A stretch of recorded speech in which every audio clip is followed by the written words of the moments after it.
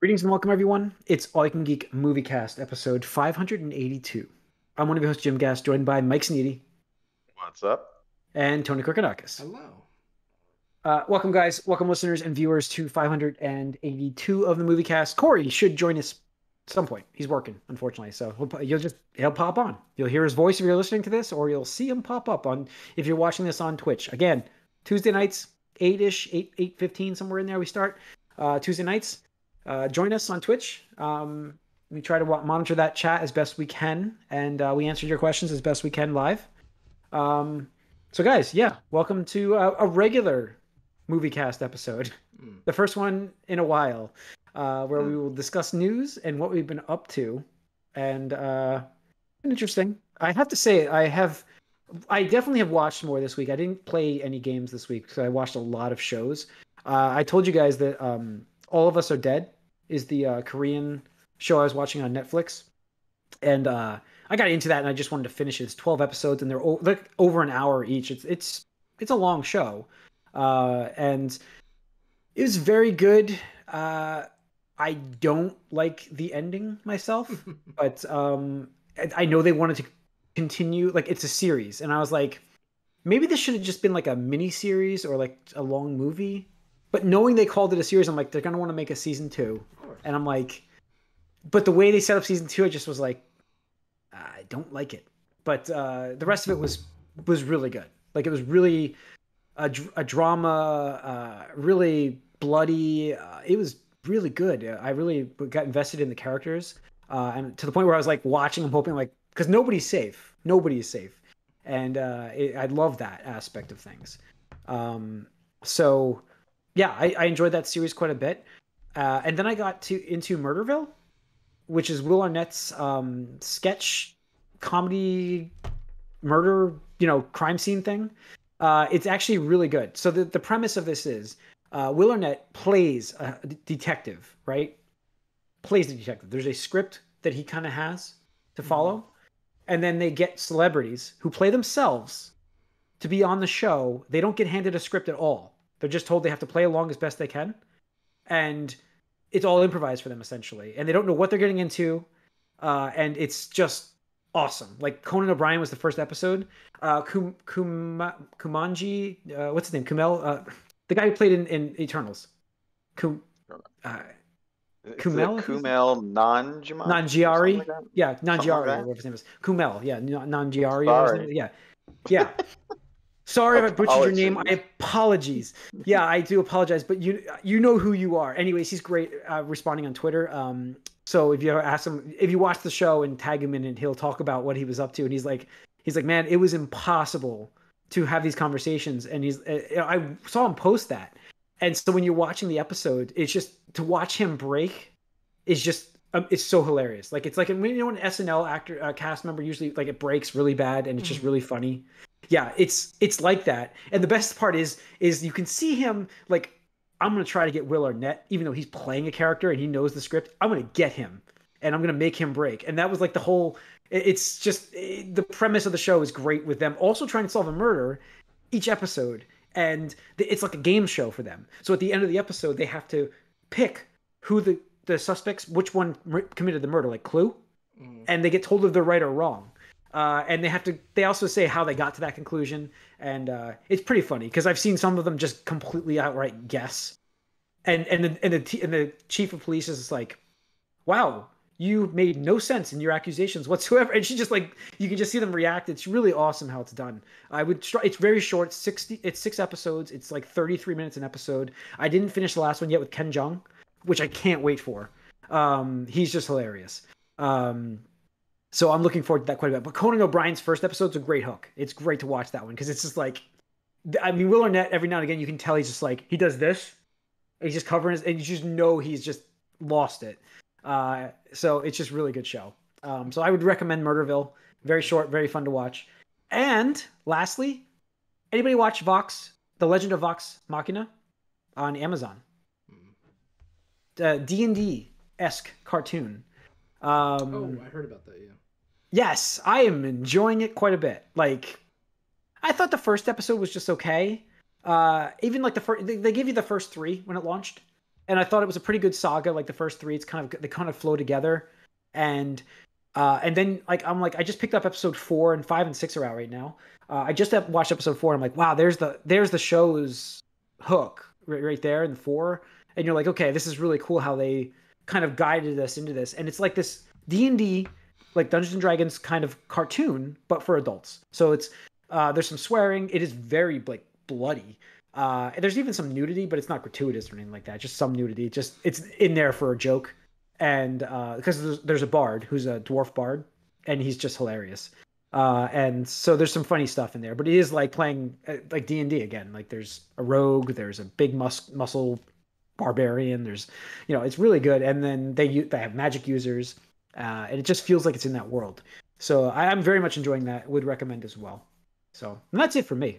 Sorry, that's a lot. I told you I was busy with all of us are dead. But Mike, what have you been up to? Didn't get a chance to watch anything that was like substantial. We only had stuff really that you get away with not paying attention to. So Ashley chose classics. to mostly put on Full House this week, which then bled into Fuller House, which I remember I gave it 2 episodes the first time and said this is crap and didn't watch anymore. Yeah. Going back and looking at that, one things that surprised me is one, how young Danny Tanner was supposed to be at the beginning of the show. How young was he supposed to be? Like 31. Really? He was or 33 maybe. I know at one of the early seasons he says he was feeling like sad about being 33 and dated like a 20-year-old intern on his show, which was kind of weird. He did it for 1 episode and he's like, this is weird. Also, if you do the math, you realize he had DJ when he was 19. But anyway, and then flash forward to Fuller House. They had a Thanksgiving episode, and it was a little sad because in that he's had a self-described 2/3 life crisis. He was talking about how he was 60, and it's just like, oh man, Bob Saget. But yeah, it's dumb. It's nice and dumb and dated and funny. Not that funny. I also remember looking back that I really didn't like any of the children characters other than Michelle because she was roughly my age, and of course she's not in Fuller House. So then like the newer one, I'm like, I don't like any of these characters at all. So that's probably why I didn't like it. I always like associated with like Stephanie because that was I think around my age when I was watching that show. So probably. I got you. Yeah. One surprise, the most surprising thing listening to it over again is the 8th note swing in the theme song. I didn't realize that. Oh. Yeah. Doesn't seem like something that would have swing 8th notes, but it does. Oh, interesting pickup. So that's what I mostly got out of this last rewatch of parts of it. Yeah. Okay. That's it. Nothing substantial. Tony, anything good? No, I mean, Boba Fett. Boba Fett, which I did watch that as well. But I left that for... I did not get to watch that. I did see an image of something from it, which you warned me about, I'm sure, but I'm looking forward to watching it. It's fantastic, and it has nothing to do with Boba Fett, and I love it. Like, absolutely. That was the previous episode, so. Yes, and let's continue it on, and because ultimately, the universe I want to see is the Mandalorians, and I'm fine with Boba Fett being just a side character. Because that's the best way he is. Isn't he always the best as a side character? We don't know what he is the best at because he hardly has done anything. And exactly. And that's why he's best as a side character. The best way I could describe it.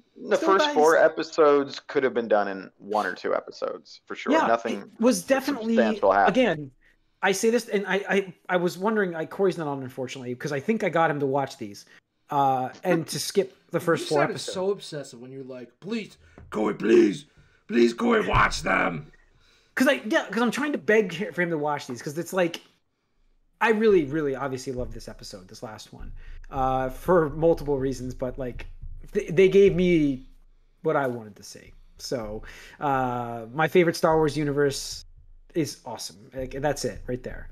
I was just smiling ear to ear. It was so great. And I loved every aspect of it. Like I loved the ending too. Even with Boba Fett back into it, I just loved it. So, because that at that point, I don't know. I think I have an idea of what they're doing with the story, and I'm kind of looking forward to the next one. In fact, I have to remember not to open my phone tomorrow morning until I watch this episode, because yes, that's what happened. I opened it up on the way to work, and I'm like, oh fuck, now I got to watch this. I knew some things because of that, but I didn't know all of it, and I was very surprised at least for all of it.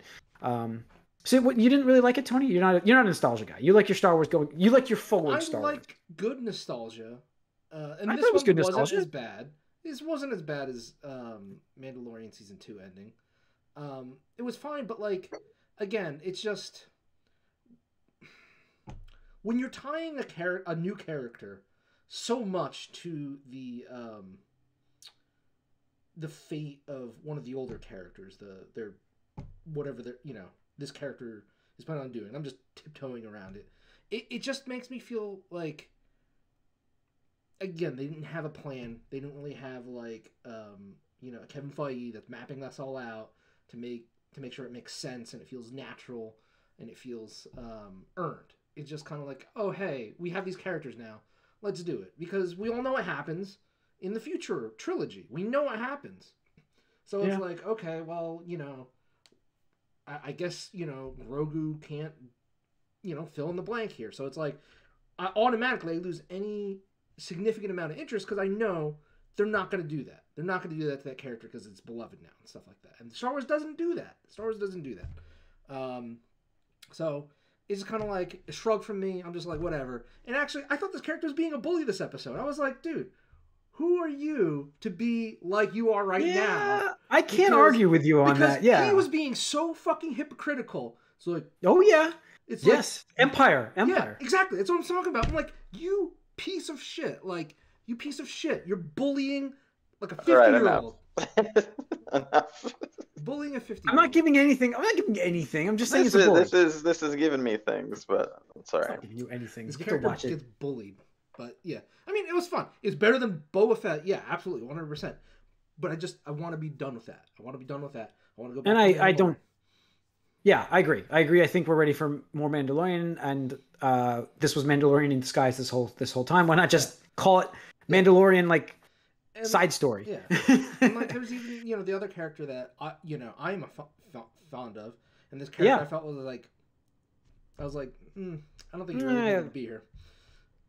Again, yeah, expansions. Yeah, I know, but yeah, a lot of expansions, and that's why I wish Mike you had seen it. I'd like to discuss certain things, but I do. What I love about the what we're getting with David Filoni and Favreau together. They're doing. Remember what the Clone Wars did for the prequels? It made them better. Yeah, absolutely. Absolutely, 100%. And this is what I feel like. This is trying to enhance our enjoyment of the final three. It's going to work its way towards so that. far in the future still at this point. It's in the past. So far in the past. Well, yeah, compared to that, but I mean the sequel trilogy is still 30 years away. Yeah, I mean yes, you got a lot of stories to tell. But it does enhance your enjoyment. And plus it carries over Clone Wars stuff that you wanted to see. Just future engagements and stuff like that. So just stuff you wanted to see that it really makes me wonder about what's going on with Kenobi, which I think is coming. I heard there's a rumor that Kenobi's coming out in May. Really? Which would be interesting. Yeah. Filming? Yes, they wrapped. Okay. That's where I've heard May. A lot of people are saying May the 4th. Probably. So Obi-Wan Kenobi, that would be awesome. Try it. So.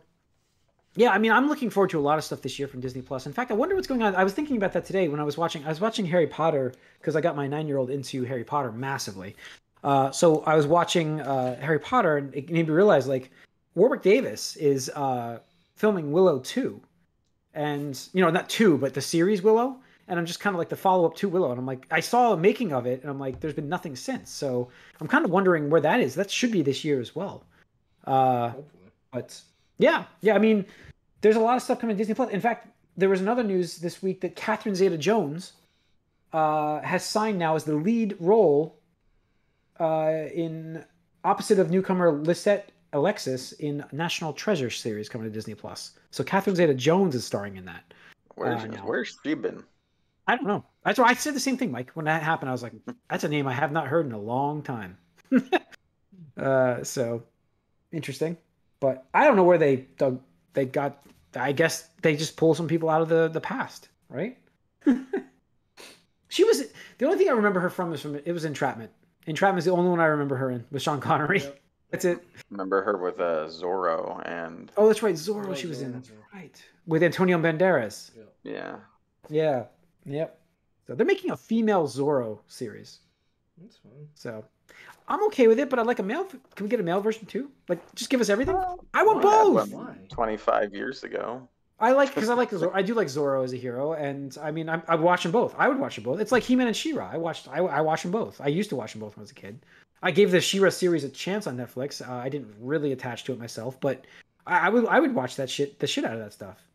So I don't know. I'd like them both. I would like both because I feel like we're gonna get we're gonna get something different with the female version of Zorro, and just give us the classic version with the other one. Well, we have That's that. all. With what? Zorro. Yes, but they're always in the remaking things. Always. It's Hollywood.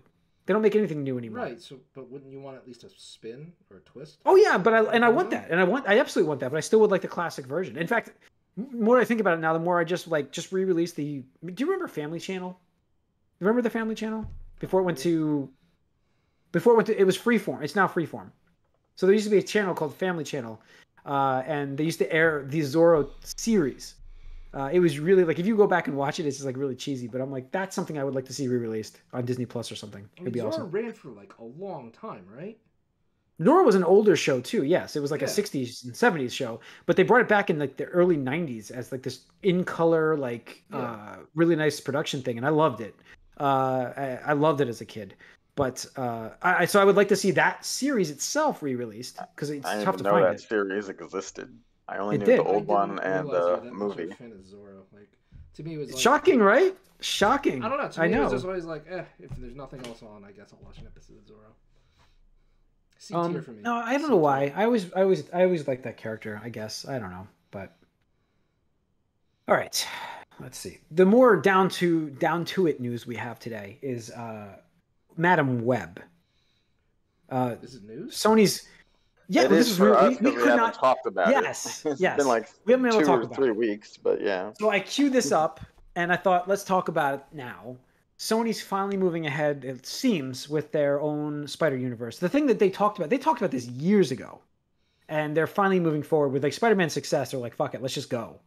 And so Madame Webb apparently has been cast as Dakota Johnson, who's how old is she?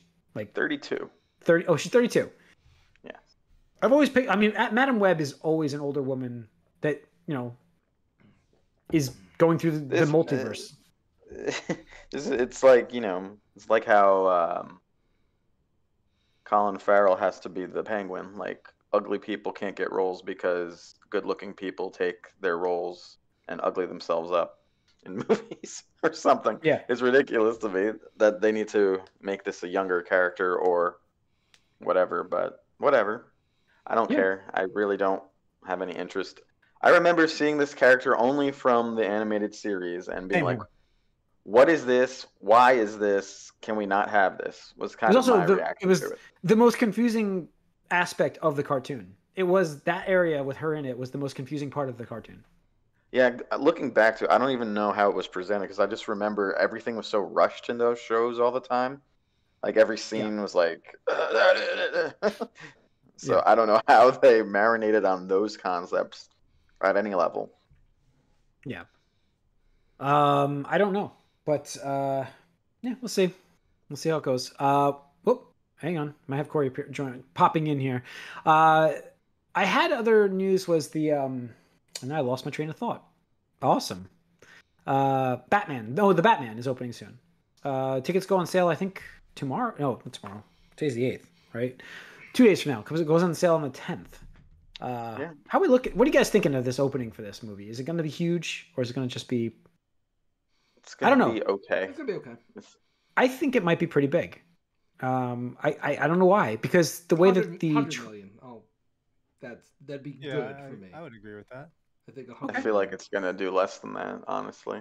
No, it'll make 100 million. Opening weekend.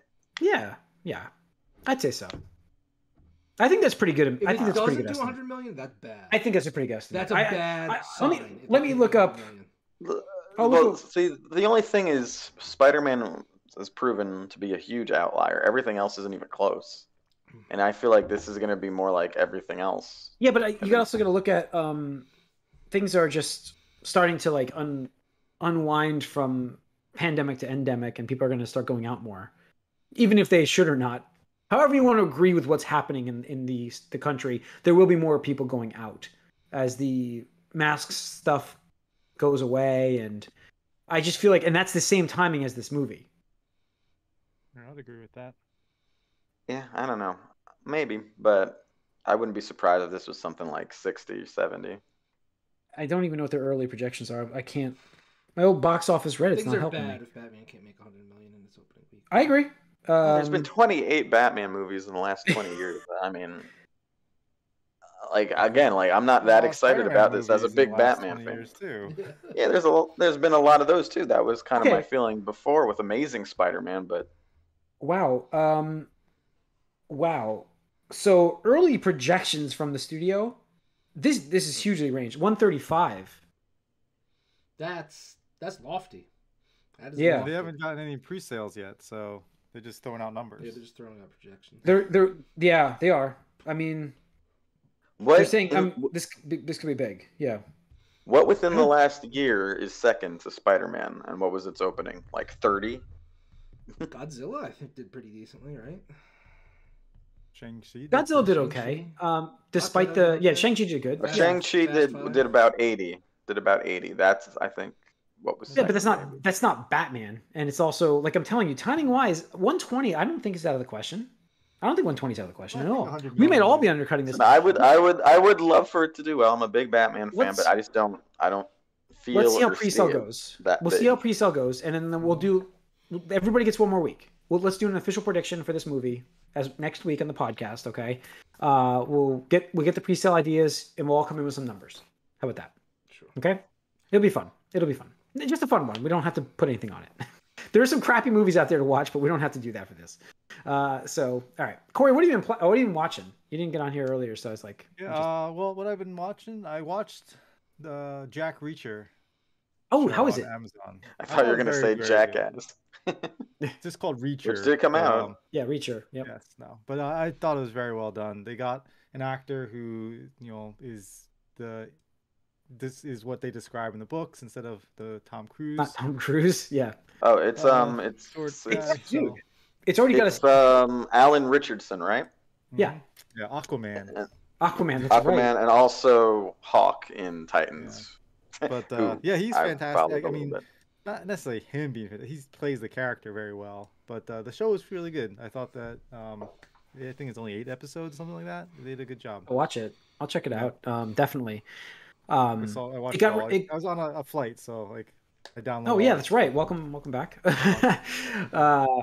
Yeah, I mean that's good. That's good. Perfect timing to do that. And I don't know. It got renewed for second season today. So I mean they got a lot of books. This is the first book. So good numbers then for them. It's all pretty strong numbers from them. So Prime membership is going up. So gotta get us involved somehow, right? $140 a year. So all right. Yeah, I know it's too much. It's too much. Because you don't even get the 2-day delivery anymore, really, right? Yeah. So you never see it in 2 days. All right. And that's, Corey, you popped on in the end. We're kind of done with the episode already with the news. Deal. But that's going to wrap up this episode of the Moviecast. Thanks for tuning in, guys. Again, we are on Twitch streaming live 8 o'clock to 8:15 sometimes, depending on getting kids to bed. Stuff like that happens. But we will be on, we promise you, on Tuesday nights. And just join us and ask some questions. And we're also on YouTube the following day. We're streaming. We're also on our feeds, hit Spotify and iTunes. So feel free to partake in those. We will see you guys on the Gamecast. Thanks.